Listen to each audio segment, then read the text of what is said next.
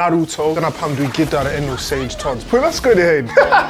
That's a funny question. Iawn pawb, Sage Todz yma, a dyma Stopia Cwyno, Dechra Ateb. Yr unig ritual gynnau cyn gig di trio anadlu. In, out, a fan out. Fi'n mynd bita dim byd cyn gig. Fedra I ddim neud, bydda I isio illa chwdi, so I need to just chill out. Illa energy drink bach, ready to go.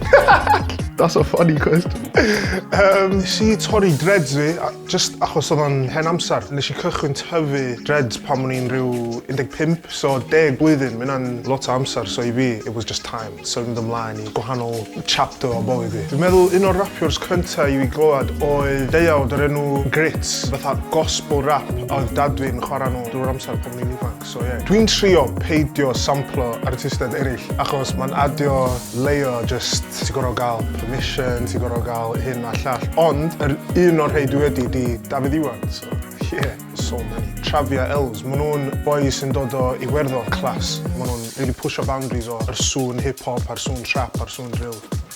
Neb. Pwy nath sgwennu hyn? Wow. Anime protagonist gorau fi. Naruto. Dyna pam dwi gyda'r enw Sage Todz, ma'n dod o'r anime Naruto. So ni'n deud ella Ichigo o Bleach ag ella Demon Slayer, so Tanjiro, dwi'm yn gwybod os ma.